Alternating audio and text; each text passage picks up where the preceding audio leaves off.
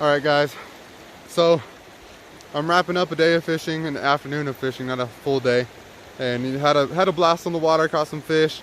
If you follow me on Instagram at JerkbaitPro, I'm sure you've seen those fish by now, or you're gonna be seeing pictures of those fish. And I just want to take a minute to share with you guys how I broke down this river today to catch some fish, to hopefully help you guys who are maybe unfamiliar with a body of water or unfamiliar with where trout will hold in the wintertime. So I figured now would be a great time to go ahead and show you guys how I would just dissect this next spot. Let's get in the water without breaking too much ice. Ooh, or falling. Oh God.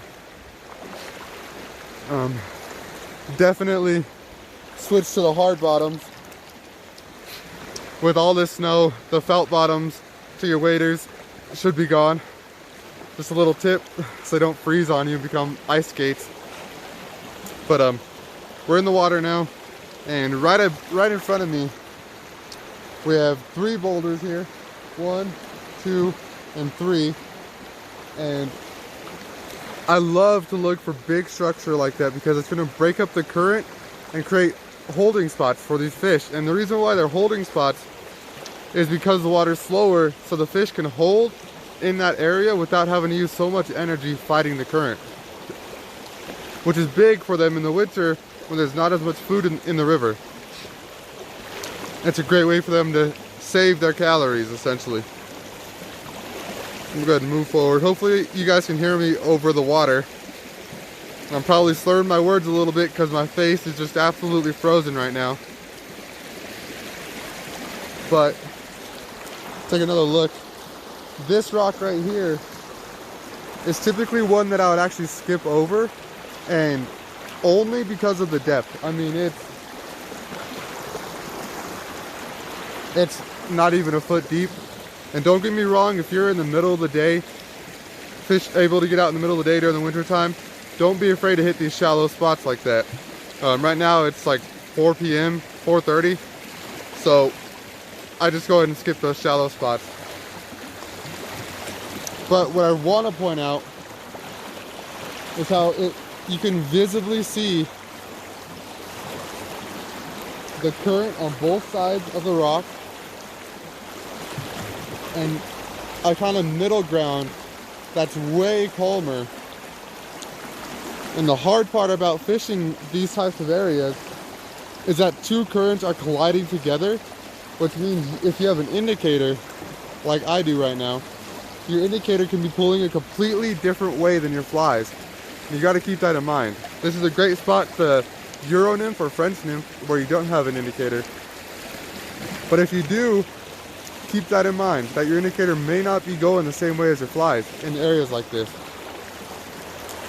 My first cast to an area, if you were to say this was deeper and I was to fish this area, would be on the inside to begin with, right down the middle. Then I'd get closer to one side, then closer to the other, and then I'd fish right in the current.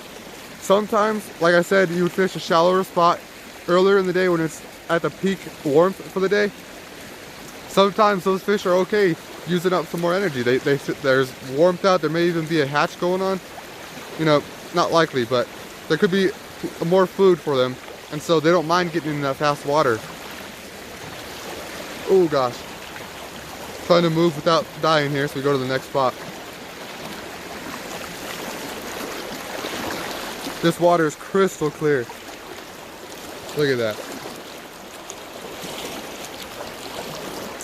I mean, absolutely beautiful. Next spot, this rock right here. This rock is special because it has a second structure right here. So I wouldn't necessarily fish right up against the snow-covered rock. I would actually skip it and pretend like it's all one big rock and use the second structure as my target.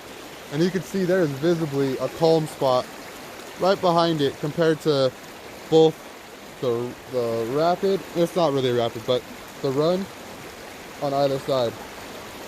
It's the same thing. Down the middle, closer to one side, closer to the other, and then fish the runs on both sides. Real simple strategy. Keep in mind that if the runs are different depths, you may have to adjust your indicator. A good rule of thumb is 1.5 times the depth that you're fishing. And the faster the water, the extra leader that you're gonna need. Or the heavier the fly, or both.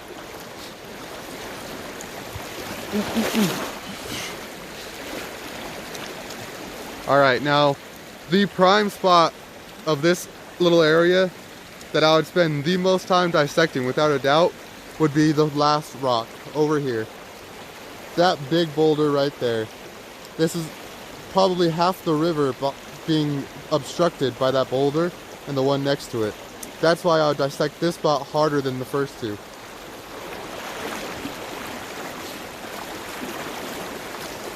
What's nice about there being a break as big as that in between the two boulders, in between those two rocks, the one that's submerged and the snow-covered one, is that I'll oftentimes cast my fly in that water that's going over the rocks, and that way they'll come down a little bit more natural, you know, compared to an actual bug upstream that got washed up and over the rock. And I don't know how many times I've done it and caught fish, but give it a shot. It's worth the risk of snagging up. Trust me. These fish, a lot of times, especially if they're really pressured, will hold right up against cover. And so getting your flies in front of the cover and letting them drift over it naturally can be exactly what you need to fool the most finicky of trout.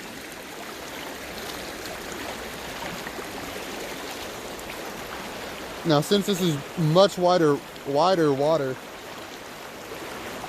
I would start in the middle and I would choose one side to work towards first, and I'd be making probably 10 casts in every lane that I choose to cast in.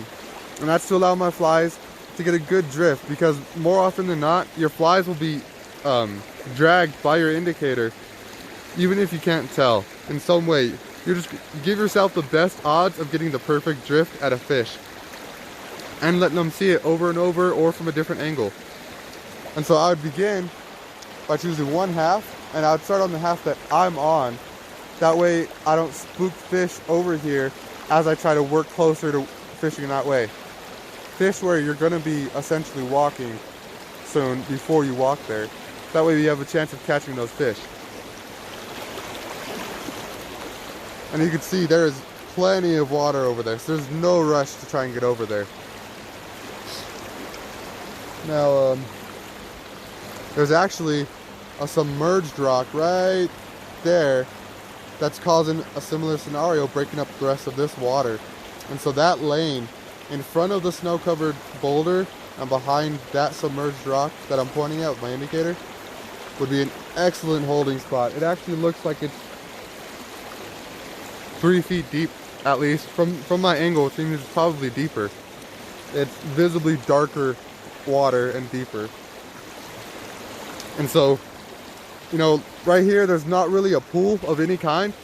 And that's, you know, obviously if you come across a pool, I would probably spend the most amount of time there compared to fishing runs and stuff like that, if you have pools.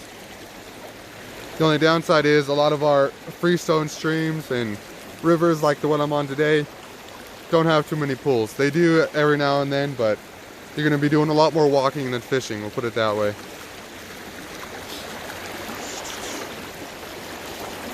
My favorite setup, actually, now that I'm here, I might as well add this. A lot of this water is very different in speed and in depth, so you want to use a versatile rig if you're going to be, which, if you're into Euro nymphing, perfect, you get to choose the depth essentially, great. If not, if you're sticking with an indicator, you want to get some longer casts, some longer distances. My personal preference is an olive scud. I don't know how well you can see that. An olive scud followed by typically a zebra midge or a WD-40, and following that is the vice versa, a WD-40 or zebra midge, whatever one I didn't use first. And also going down in size chronologically from the scud to the very last fly. Not just for the fly, but also for the tippet. The reason why you want to downsize tippet in between flies is, say you snag your very last fly. If you have the same strength tippet between your third and second fly as you do to your first fly or to your second and first fly, you're going to snap off your whole rig, or you're more likely to snap off your whole rig because it's all the same strength. If you were to go down in tippet sizes and you snag only the third one, that's going to break before the rest of your line, before your front fly, before your second fly, allowing you to save at least 2 of your flies. You might lose 1, but at least you didn't lose all 3. So just a little tip there. Make sure you're downsizing your tippet. Oh gosh, this is freezing cold. Alright, what else? Trying to think. Honestly, just stay warm, you guys. I mean, fish gotta eat still. They don't stop eating for the winter. They don't disappear. There's plenty of fish out there, plenty of fish to be caught.